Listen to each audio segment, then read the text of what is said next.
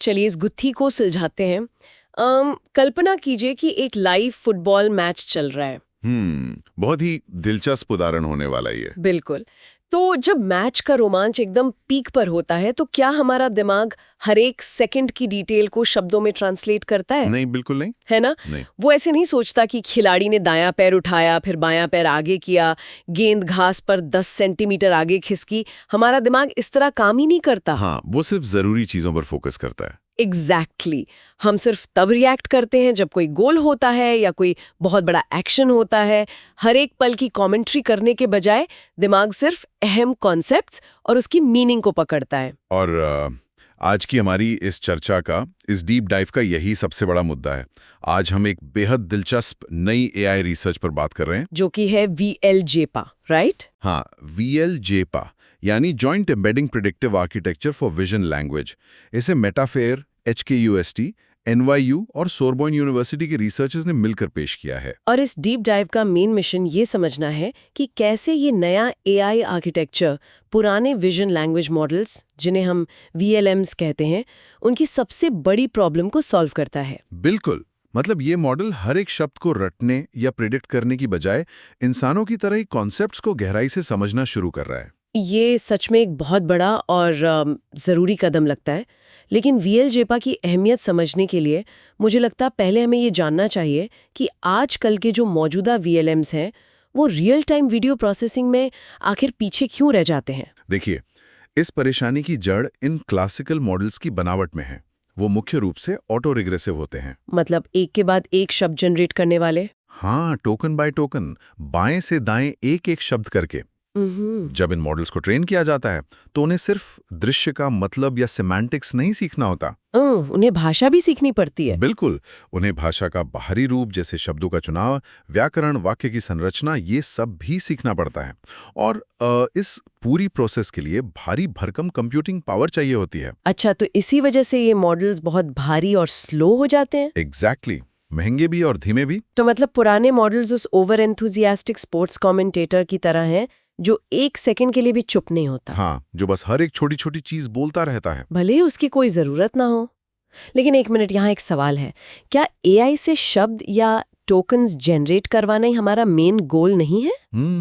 मतलब अगर वो शब्द जनरेट नहीं करेगा तो वो हमसे कम्युनिकेट कैसे करेगा? यहाँ सबसे दिलचस्प बात यह है कि AI को किसी चीज को गहराई से समझने के लिए वास्तव में शब्द जनरेट करने की कोई जरूरत है ही नहीं। अच्छा। हाँ, जब लाइव स्ट्रीमिंग वीडियो की बात आती है ना, तो token by token decoding system में बहुत ज्यादा लेटेंसी यानी देरी पैदा करती है। समझ रही हूँ। सोचिए, एक रोबोट को सामने से आती गाड़ी देखकर रुकना है। वो पहले एक लाल गाड़ी आ रही है ऐसे शब्द जनरेट नहीं कर सकता। हाँ, तब तक तो एक्सीडेंट हो जाएगा। बिल्कुल, तो असली समस्या शब्दों की नहीं है, एब्स्ट्रैक्ट रिप्रेजेंटेशन की है। दुनिया को पहले एक वैचारिक स्तर पर समझना जरूरी है। शब्द तो बस तब चाहिए जब इंसान को जवाब देना हो। तो इसका असल में क्या मतलब है? जब टोकन्स जनरेट करना इतना धीमा काम है तो VLJPA इसका क्या समाधान निकालता है? मैंने पेपर में देखा वो लोग कंटिन्यूअस एम्बेडिंग्स का बहुत जिक्र कर रहे हैं। हाँ, कंटिन्यूअस एम्बेडिंग्स। इसे समझने के लिए हमें VLJPA के आर्किटेक्चर को 4 हिस्सों में ब्रेक डाउन करना होगा। ओके, बताइए। पहला है X एनकोडर। इसका काम है विजुअल इनपुट लेना, जैसे वीडियो या इमेज, और उसे एक कॉम्पैक्ट विजुअल एम्बेडिंग में बदल देना। मतलब पिक्सेल्स को गणितीय रूप दे देना, राइट? सही कहा। दूसरा हिस्सा है Y एनकोडर। ये बहुत अहम है। ये टारगेट टेक्स्ट को सीधे शब्दों में रखने के बजाय उसे एक लेटेंट स्पेस में एम्बेड कर देता है। रुकिए, इस लेटेंट स्पेस वाले हिस्से को थोड़ा और साफ करते हैं। मतलब ये टेक्स्ट को ऐसे नंबर्स में बदल रहा है जो उस टेक्स्ट का अर्थ दर्शाते हैं, ना कि उसकी स्पेलिंग। बिल्कुल सटीक। ये एक अदृश्य आयाम है जहां सिर्फ अर्थ बसते हैं। और यहीं पर तीसरा हिस्सा आता है प्रेडिक्टर। इसका क्या काम है? ये विजुअल इनपुट और सवाल को मिलाकर उस टारगेट एम्बेडिंग को प्रिडिक्ट करने की कोशिश करता है जो Y एनकोडर ने बनाई थी। ओके, मतलब ये शब्द प्रिडिक्ट नहीं कर रहा, ये उस लेटेंट स्पेस के अर्थ को प्रिडिक्ट कर रहा है। एग्जैक्टली।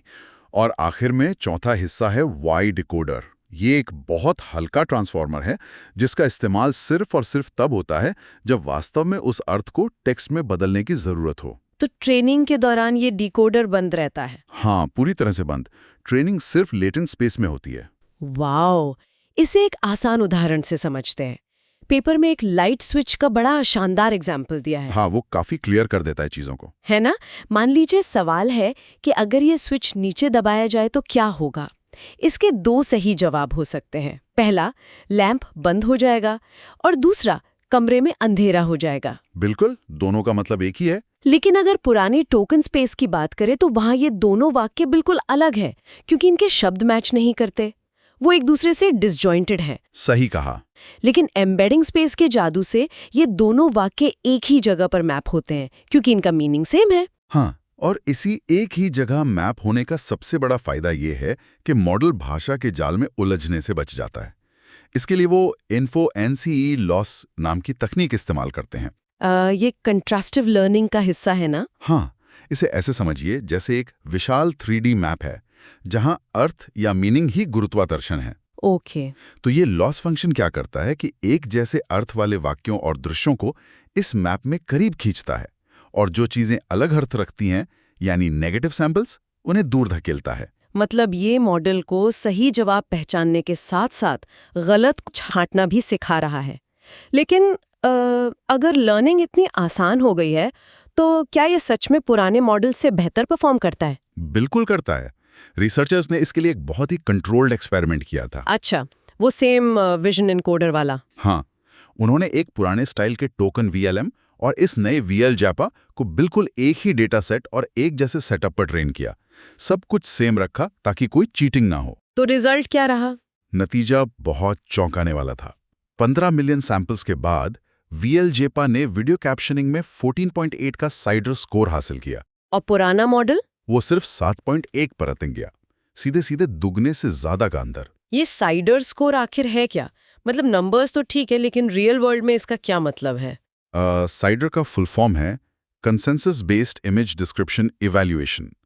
ये मापता है कि मॉडल का जनरेटेड कैप्शन इंसानों द्वारा दिए गए कई अलग अलग कैप्शन से कितना मेल खाता है। मतलब इंसान एक चीज को 10 तरीके से बोल सकता है? बिल्कुल। तो 14.8 का स्कोर साबित करता है कि VLJAPA इंसानी समझ के बहुत करीब है। और पता है सबसे बड़ी बात क्या है? क्या? VLJAPA ने ये सब 50% कम ट्रेनेबल पैरामीटर्स के साथ हासिल किया। वाओ! यहाँ से तो कहानी और भी ज्यादा इंटरेस्टिंग हो जाती है। जब हम पैरामीटर्स की बात करते हैं तो ये सच में हैरान करने वाला है। हाँ, क्योंकि इस मॉडल में सिर्फ 16 बिलियन पैरामीटर्स हैं। राइट। आज के टाइम में जहाँ मॉडल 100 बिलियन या उससे भी ज्यादा बड़े होते हैं, 1.6 बिलियन तो बहुत ही छोटा नंबर है। और इसके बावजूद जब इसे वर्ल्ड प्रेडिक्शन WM जैसे मुश्किल टास्क पर टेस्ट किया गया जहां दुनिया के भौतिक नियमों को समझना होता है, तो इसने 65.7% एक्यूरेसी हासिल की। ये तो GPT-4o और Gemini 2.0 जैसे विशालकाय मॉडल से भी ज्यादा है। बिल्कुल। तो क्या ऐसे इसलिए है क्योंकि बड़े मॉडल्स अपने अरबों पैरामीटर्स सिर्फ 50 भाषाओं के व्याकरण और डिक्शनरी रटने में बर्बाद कर देते हैं और VLJAPA सिर्फ शुद्ध वर्ड मॉडलिंग पर फोकस कर रहा है? ये एकदम सही और गहरी बात पकड़ी आपने। जब लैंग्वेज मॉडल को हर शब्द की सही स्पेलिंग, ग्रामर और टोन सीखनी होती है तो उसके पैरामीटर्स का बड़ा हिस्सा भाषा की सतह को संभालने में ही खर्च हो जाता है। Make sense. लेकिन VLJAPA एक ही यूनिफाइड एम्बेडिंग स्पेस का इस्तेमाल करता है। क्लासिफिकेशन हो, विजुअल क्वेश्चन आंसरिंग हो या वीडियो रिट्रीवल, उसे कुछ नया जनरेट या अपना आर्किटेक्चर बदलने की जरूरत नहीं है। तो ये बिना आर्किटेक्चर बदले अलग-अलग काम कैसे कर लेता है? ये डायरेक्ट कंपैरिजन के जरिए होता है। मान लीजिए मॉडल को कोई वीडियो देखकर बताना है कि उसमें क्या हो रहा है। ओके। तो मॉडल उस वीडियो को लेटेंट स्पेस में एक एम्बेडिंग में बदलता है। फिर जो संभावित जवाब होते हैं उन्हें भी एम्बेडिंग्स में बदल देता है। अच्छा, और फिर बस मैच कर लेता है? हाँ, वो सिर्फ ये मापता है कि वीडियो की एम्बेडिंग और किस जवाब की एम्बेडिंग के बीच की ज्यामितीय दूरी सबसे कम है। जैसे दो तस्वीरों को एक दूसरे के ऊपर रखकर देखना कि वो कितनी मिलती जुलती हैं। एग्जैक्टली। इसके लिए भारी कैलकुलेशन नहीं चाहिए। इसीलिए एक छोटा 1.6 बिलियन पैरामीटर वाला मॉडल अपने से 100 गुना बड़े मॉडल्स को पछाड़ रहा है। हाँ, काफी अराजक होती है। बिल्कुल। अगर किसी रोबोट को देखा जाए जो 60 फ्रेम्स प्रति सेकंड की रफ्तार से वीडियो प्रोसेस कर रहा है, तो वो अपना प्रोसेसर पिघलाए बिना इतना सारा डेटा कैसे संभालेगा? और यहीं पर सिलेक्टिव डिकोडिंग की बात आती है, जो मेरे हिसाब से इस पूरे आर्किटेक्चर का सबसे बड़ा गेम चेंजर है। वो कैसे काम करता है? देखिए, ऑटोनोमस ड्राइविंग या स्मार्ट ग्लासेस में लगातार वीडियो स्ट्रीम आती है। क्लासिकल मॉडल्स को हर पल, हर फ्रेम को देखकर शब्दों को डिकोड करना पड़ता है। जो कि बहुत महंगा और धीमा प्रोसेस है। बिल्कुल। लेकिन वीएलजेपा लगातार सिर्फ सिमेंटिक एम्बेडिंग्स की एक हल्की स्ट्रीम भेजता रहता है। वो दुनिया को समझ रहा है, प्रोसेस कर रहा है, लेकिन उसे शब्दों में नहीं बदल रहा। तो उसे ये कैसे पता चलता है कि शब्दों में बदलने का सही वक्त कब है? कोई तो गणितीय तरीका होगा ना? हाँ, इसे वेरिएंस थ्रेशोल्ड कहते हैं। मॉडल लगातार अभी की एम्बेडिंग की तुलना अपनी पिछली एम्बेडिंग से करता रहता है। वो उनके बीच की दूरी या वेरिएंस मापता है। मतलब अगर वीडियो में कुछ नहीं बदल रहा, जैसे खाली सड़क है, तो एम्बेडिंग्स के बीच की दूरी कम रहेगी। सही कहा। लेकिन जैसे ही दृश्य में कोई नई चीज आती है, मान लीजिए सड़क पर अचानक कोई जानवर आ जाए, तो नई और पुरानी एम्बेडिंग के बीच की दूरी अचानक से बढ़ जाती है। ओह, और जैसे ही ये दूरी उस थ्रेशोल्ड को पार करती है, हाँ, तब मॉडल को एक सिग्निफिकेंट सिमेंटिक शिफ्ट महसूस होता है, और सिर्फ तभी वो अपना डिकोडर चालू करके टेक्स्ट जनरेट करता है। इसे एक बहुत ही आम जिंदगी के उदाहरण से समझ सकते हैं। मान लीजिए एक सिक्योरिटी गार्ड है जो सीसीटीवी की निगरानी कर रहा है। बहुत बढ़िया एनालॉजी है। अब अगर वो हर सेकंड अपने वॉकी टॉकी पर ये बोलता रहे कि अभी कुछ नहीं हुआ, अभी भी कुछ नहीं हुआ, स्क्रीन खाली है, तो ये कितनी बड़ी बेवकूफ़ी और बैटरी की बर्बादी होगी। बिल्कुल। इसके बजाय एक समझदार गार्ड अपना माइक सिर्फ तब ऑन करता है जब स्क्रीन पर कोई इंसान आता है या कुछ गड़बड़ होती है। वीएलजेपा भी तो इसी समझदार गार्ड की तरह काम कर रहा है ना? अगर इस बात को बड़े नजरिए से देखें तो ये एनालॉजी इसके गणित को परफेक्टली समझाती है। रिसर्च पेपर में ईगो एक्सो 4D डेटा सेट पर इसे टेस्ट किया गया था। जिसमें वो लंबे लंबे फर्स्ट पर्सन वीडियोस होते हैं। हाँ, और रिसर्चर्स ने पाया कि ये सिलेक्टिव डिकोडिंग तकनीक टेक्स्ट जनरेट करने के ऑपरेशंस को लगभग 2.85 गुना कम कर देती है। वाह, मतलब सिस्टम पर लोड लगभग 3 गुना कम। बिल्कुल। और कमाल की बात यह कि ऐसा करने के बावजूद मॉडल की एक्यूरेसी बिल्कुल वैसी ही रहती है जैसी लगातार डिकोडिंग करने पर होती। ये तो स्मार्ट ग्लासेस और रोबोटिक्स के लिए सच में एक बहुत बड़ा ब्रेक थ्रू है। इससे बैटरी भी बचेगी और लेटेंसी भी खत्म हो जाएगी। एकदम सही। चलिए आज के इस डीप डाइव को थोड़ा समेट लेते हैं। वीएलजेपा ने साबित कर दिया है कि एआई को हर एक शब्द को रटने की जरूरत नहीं है। हाँ, टोकन प्रिडिक्शन से बेहतर है एम्बेडिंग प्रिडिक्शन। बिल्कुल। किसी चीज के कॉन्सेप्ट को समझना ज्यादा तेज और एफिशिएंट है। ये मॉडल छोटा होने के बावजूद स्मार्ट है और इसे पता है कि कब बोलना है और कब चुप रहना है। और सुनिए, इससे एक बहुत बड़ा सवाल खड़ा होता है। कैसा सवाल? आज के इन्फॉर्मेशन ओवरलोड के दौर में जहां हर सेकंड डेटा आ रहा है, सिस्टम्स को हर चीज पर रिएक्ट नहीं करना है। हमें ऐसे एआई मॉडल्स चाहिए जो कम प्रोसेसिंग पावर में काम करें। जो एज कंप्यूटिंग में फिट बैठे। बिल्कुल। जो मॉडल्स रियल टाइम में भौतिक नियमों को समझ सकेंगे, वही भविष्य के स्मार्ट डिवाइसेस और ऑटोनोमस रोबोट्स की बुनियाद बनेंगे। ये सिर्फ टेक्स्ट जनरेट करने से बहुत आगे की बात है। बिल्कुल सही कहा आपने। और चर्चा खत्म करने से पहले वो जो मैच वाली एनालॉजी थी, उस पे वापस लौटना चाहूंगी। हाँ, बताइए। मैच देखते हुए इंसान हर पल कमेंट्री नहीं करता, वो बस महसूस करता है। वीएलजेपा भी दुनिया को अपने लेटेंट स्पेस में महसूस कर रहा है। और ये हमें सोचने पर मजबूर करता है कि अगर एआई अब इंसानी शब्दों के बजाय अमूर्त कॉन्सेप्ट्स और एम्बेडिंग्स के जरिए दुनिया को समझ रहा है, तो क्या उस दौर की शुरुआत हो चुकी है जहां एआई की अपनी एक अलग विचारों की भाषा विकसित हो रही है? एक लैंग्वेज ऑफ थॉट। एग्जैक्टली। एक ऐसी अमूर्त ज्यामितीय भाषा जो हमारे इंसानी शब्दों से परे है और जिसे हम शायद तभी समझ पाएंगे जब एआई खुद उसे हमारे लिए डिकोड करके ट्रांसलेट करेगा। ये सच में एक बहुत ही गहरा सवाल है ना? तो सुनने वालों के लिए हम आज यही सवाल छोड़ते हैं। इस पर जरूर सोचिएगा। आगे भी ऐसे ही डीप डाइव्स के साथ जुड़ते रहिए।